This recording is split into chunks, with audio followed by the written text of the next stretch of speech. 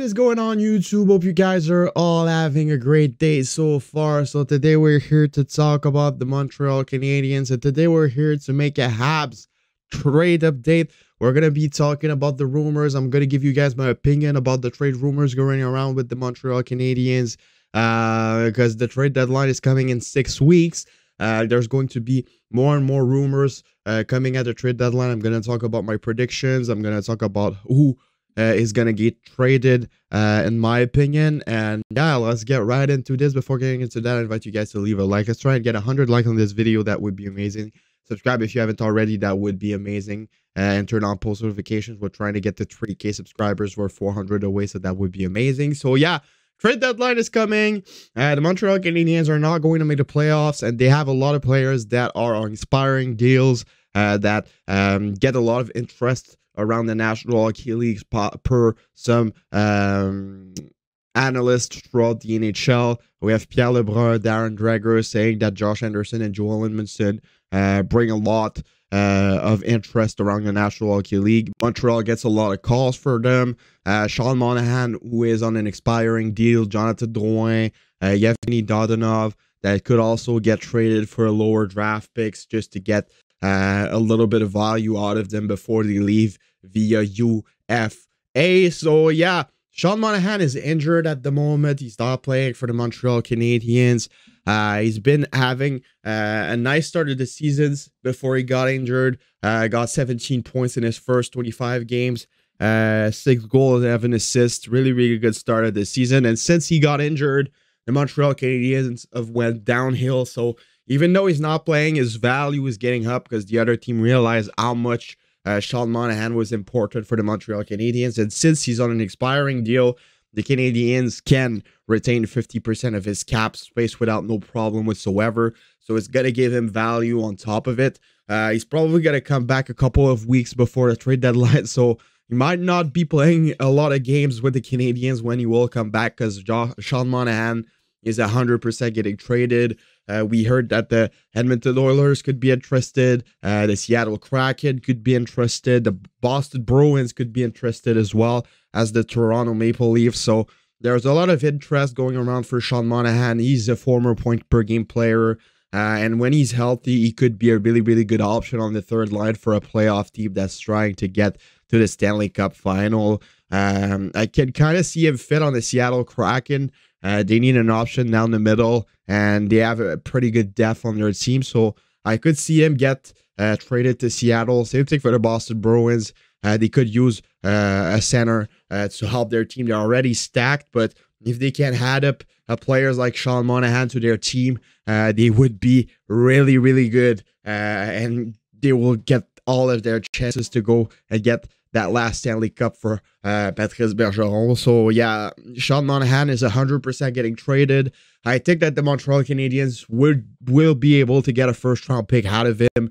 He has a lot of value, and like I said, the fact that he got injured and the Canadiens went that much downhill shows that he's important to the Canadiens and that he can help a team in both sides of the ice.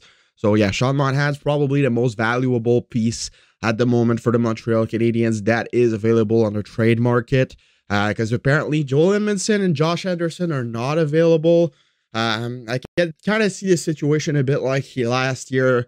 Sean Monahan being the Tyler Toffoli, Joel Edmundson being the Ben Sherratt, and Josh Anderson being the Arturi Lehkonen. Sean Monahan is getting traded. Joel Edmundson is most likely to get traded as well. But Josh Anderson, the Canadiens don't want to trade him. A bit like they said with Arturi Lehkonen last year. They did not want to trade Arturi Lehkonen, but they did, because they got the right offer for him. And I think that Josh Anderson right now is in a pretty similar situation. He brings a lot of interest throughout the National Hockey League. It's always been like that. When the Montreal Canadiens traded for him, he was on the market, and apparently all the NHL's teams have called for Josh Anderson at that moment when he was still with the Columbus Blue Jackets. The Canadiens got a hold on him by trading Max Domi, who was a really good player back then. He is having a nice season, Max Domi. He's at 31 points in 40 games, so it's really good. He's the top scorer for the Chicago Blackhawks. So Max Domi is having a heck of a season. It was a win-win deal by both teams. But yeah, Josh Anderson at that moment was bringing a lot of interest throughout the NHL. And if he's made available again on the market, he's probably going to get as much attention, if not more, because a fast player like him that's 6'3", 220 pounds doesn't really go around that much in the National Hockey League. He can score goals. He's an impactful player in the playoffs. And yeah, Josh Anderson, even though the Canadiens don't want to trade him, is really likely to get traded, because I feel like the Canadiens will get an offer that they can't say no to, a bit like with Artturi Lehkonen last year.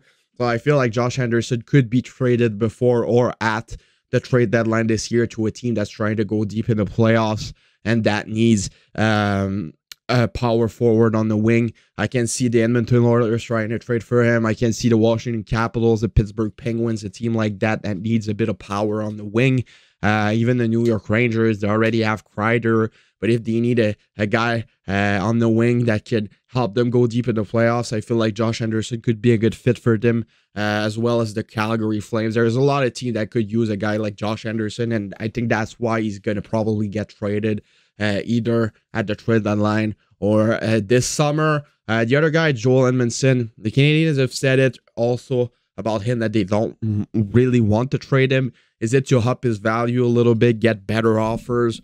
It certainly is a possibility. I see him a bit in the same situation as Ben Sherratt last year. He's a bit of a similar player, but with more experience. He won a Stanley Cup. He went deep in the playoffs multiple times. So he could definitely help out a team like Edmonton that needs a defensive defenseman to pair out their offensive defenseman with. And Joel Edmundson, like we saw with Jeff Petrie, is way better when he's paired with an offensive defenseman. So Joel Edmundson is probably going to get the Habs a lot of attention in the trade market. And if he's made available, I feel like he's going to be traded if the Canadiens get the right offer.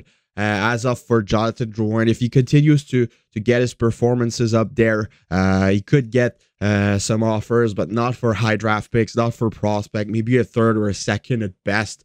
But since the Canadiens are probably going to lose him for nothing via the UFAs, if you can get a third or a second or even a fourth round pick out of the guy by retaining 50% of his cap space for the rest of the season to a team like the Colorado Avalanche that could try and reunite Jonathan Drouin with Nathan McKinnon, I think that would be a W. Same thing for Evgeny Dodonov. If they could get a second or a third round pick for the guy to a team like the Washington Capitals or something like that that needs to have some depth, they could retain 50% of his cap base also because he is on an expiring deal.